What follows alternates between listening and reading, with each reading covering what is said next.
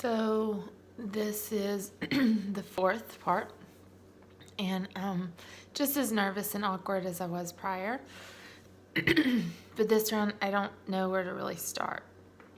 So I guess I'll pick up where I left, and if I ramble, then I ramble. So I think I left off with I was 5 or 6, and I heard God ask me to join His family, and I was living in Lexington, Tennessee, on 103 Crestwood Lane, and as I had told you previously, I've moved many times in my life. My dad was an engineer, and so he just kept getting transferred and new careers. So we moved again when I was in the 2nd grade, so I guess I was 7.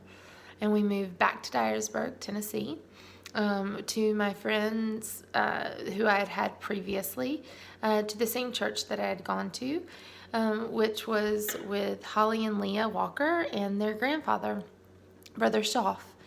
And so I think it was 1987, I became baptized, and I lived there for a few years, about 2.5 years. And then in 1989, my family moved again, and we moved to Jackson, Tennessee. I was going into the 5th grade, and I can remember my father telling me we were moving. I had no clue where, but I think as people get older, they don't want to move because they move away from friends. And so my dad, we had a pool at the house, and my dad said, "Hey, let's talk." And my great-grandfather, my Pop Wade, had just passed away. And he said, "Hey, come sit with me." And I sat on the back porch. And when I did, he said, "We're moving." And I remember crying and saying, "Nothing's going my way." And so, I was a little girl, and so just silly. So you just kind of learn. But anyways, so we moved to Jackson, Tennessee. When I was 10, it was right after we had gone to Walt Disney World as a family. And we picked up and moved. And as a 10-year-old, I was not happy to move. But we kind of transitioned to churches. We went to the First Cumberland Presbyterian in Jackson, Tennessee. And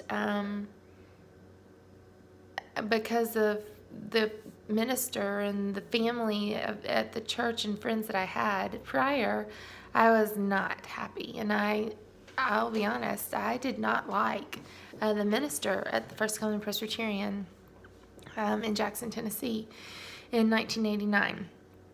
I won't disrespect him because he was a minister of God. And so we went there, and my mother, I remember her pinching me and telling me, "Act right." But we gained several friends there. And so I started attending there when I was in the 5th grade and kind of started growing up, as did my brothers and my family, and we kind of just gained several friends. We started going to the lake and learned how to water ski, learned how to do a lot of things, and joined gymnastics and joined a team. And so I started going to East Elementary, and that was an intermediate school at the time, so it held 5th and 6th grade. I think it held some 4th grade, but I can't really remember. And so I had a few friends. But I remember I had Miss Stevens, and I was in the basement class, along with, it was kind of like a pod, along with 3 other teachers.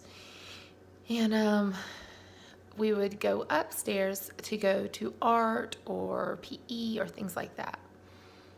But I remember sitting in the hallway, and there was a class, and it was a joint class. It was a 5th and 6th grade class. And they had, I guess there were gifted children who were in it. And I can remember standing in that class line, and I remember seeing someone walk across the hall. I had no clue who he was, but I remember seeing a tall boy walk across the hall. And so I was in 5th grade, and I didn't think anything of it. And so with time, I just kind of continued with life, and I started going to Camp Clark Williamson, which was a church camp through my church and the previous church I'd had. And then 7th grade came, and I went to Camp Clark Williamson that summer before 7th grade. And I don't remember why, but I remember being, if you knew anything about Camp Clark Williamson, it has a bridge that goes across the lake, and it kind of meets with a gazebo in the center. And I remember we had, every summer you have this church gathering, and so you have a ministry, and then the minister says, hey, if anyone wants to come back down and be introduced to God. And I remember having this urge and this presence of knowing that I just wanted to be closer to God. I just did. But I remember not thinking anything of it and being embarrassed because I didn't know what to say. So I held it. And Jessica Barker, I think that was her name, she was one of my campmates. She had red hair, and she was in the same grade as me. And so that night, I remember being overcome. And I don't remember why. I just remember being overwhelmed. And I remember laying on the pier, I'll call it a pier, over the lake. And I remember looking up above the sky, and I remember the stars. And I just remember knowing that I could hear and feel God's presence. I wish I could explain it, but I remember God speaking to me then.